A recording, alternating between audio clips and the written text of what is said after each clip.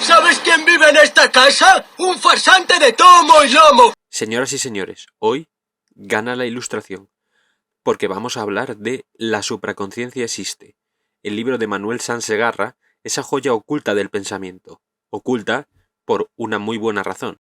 Y para empezar, quiero hacerles una pregunta. ¿Cómo empieza un tratado profundo sobre la conciencia y la iluminación, con una reflexión sobre los problemas del cuerpo, la conciencia y la mente, con una cita filosófica? No. Con el buen doctor disecando animales, contándonos cómo de niño le gustaba matar y disecar animales. Porque nada dice búsqueda de la verdad como abrir cadáveres con la frialdad de un personaje de Mindhunter. Freud se haría un buen festín con esto. Normalmente, esta clase de bazofia no merecería ni un minuto de vuestro tiempo o del mío, pero me he decidido a hacer este vídeo porque el librito de Marras consiguió nada menos que 5 ediciones en nada menos que 5 días. El buen doctor está ahora mismo llenando teatros por toda España. Algo sumamente peligroso, pero muy rentable para la editorial Planeta. El problema de supraconciencia es que quiere sonar profundo sin tener ni pies ni cabeza. Es como si alguien se hubiera fumado toda la biblioteca de autoayuda de un aeropuerto y luego hubiera decidido escribir un manifiesto pseudocientífico con las obras. La portada no tiene ni palotada de sentido. Leo unas palabras de Álvaro Cortina en su reseña de este libro que me parecen muy divertidas. No menos relevante es la fotografía de la portada para esta edición. Ahí conocemos al doctor Manuel Sanz Segarra, 1943. Se trata del autor, coautor y protagonista. Es un respetable cirujano jubilado de Barcelona. Nos mira fijamente. La autoridad de este científico completa así, retóricamente, al título en mayúsculas y al subtítulo. Pero parece ser que a muchos espíritus curiosos les está interesando asomarse a estos abismos astrales representados por la corbata con infinitas ventanas gótico-venecianas del Dr. Sanz en la portada.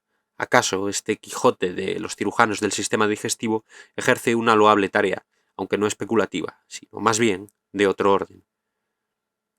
Según Sanz Segarra, existe un estado superior de conciencia cuántica al que podemos acceder si nos liberamos de nuestras ataduras mentales.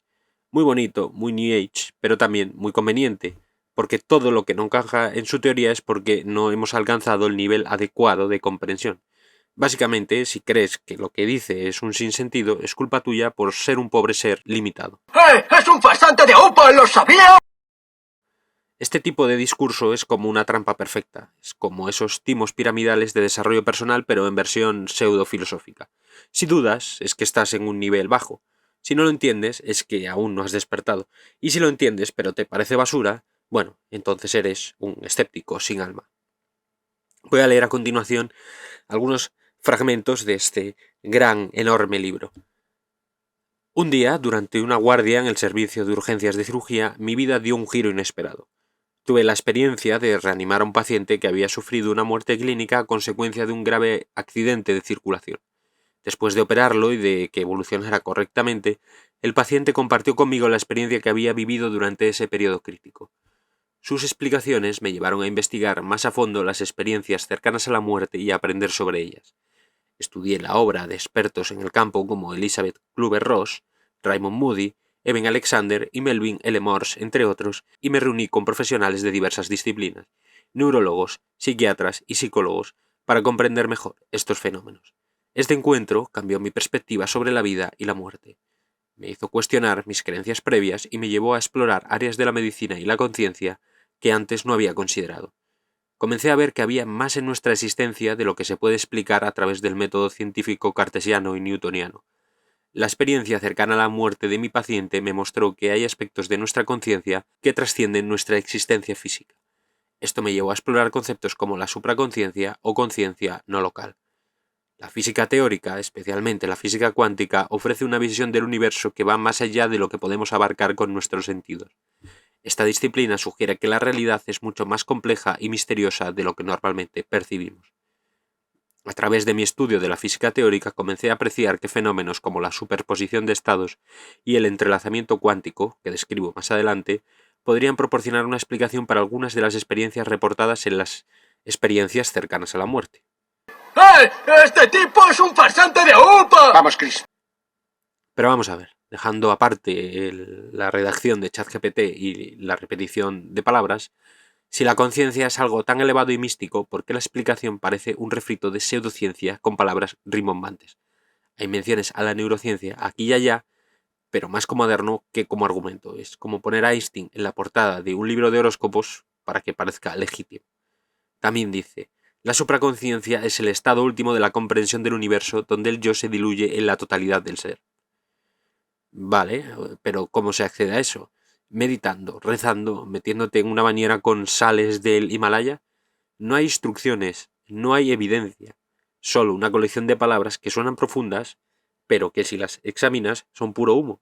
Es como esas dietas mágicas que te prometen que bajarás 10 kilos en una semana sin hacer ejercicio, pero aplicadas a la mente. Esta especie de menguele de la supraconciencia distorsiona las palabras de, por ejemplo, Richard Feynman para demostrar que la supraconciencia es nada más y nada menos y nada más que Dios. En resumen, Supraconciencia es el típico libro que te recomendaría un coach con demasiadas pulseras de cuarzo. Pretende revelarte los secretos del universo, pero en realidad es solo otro intento de envolver la charlatanería en palabras bonitas. Así que, si lo veis en una librería, haced lo correcto. Pasad de largo y comprad un libro decente. Pero más allá de este libro en particular, ¿cómo evitar caer en estas trampas de la sabiduría prefabricada? Aquí van algunos consejos clave. Desconfía de las ideas que suenan muy profundas pero no explican nada. Si un libro usa muchas palabras rimbombantes pero no te queda claro qué está diciendo exactamente, probablemente sea porque no dice nada. Si algo no tiene evidencia, cuestiónalo. Si un autor menciona conceptos científicos como la neuroplasticidad cuántica o campos de energía espiritual sin estudios serios que los respalden, es pura charlatanería, con bata de laboratorio. Huye de cualquier teoría que te eche la culpa a ti si no la entiendes. Un buen argumento se puede explicar con claridad. Si alguien te dice que aún no estás listo para comprenderlo, lo que quiere es evitar preguntas incómodas. No confundas palabras bonitas con verdad. Una frase como "la vibración universal nos conecta con la conciencia cósmica" suena mística y elevada, pero significa lo mismo que una galleta de la fortuna. Nada. Si el libro promete una transformación radical y fácil, es un engaño.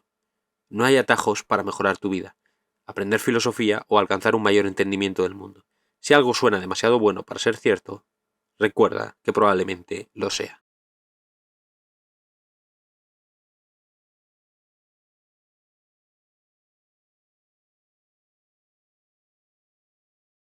Así es un farsante de UPA.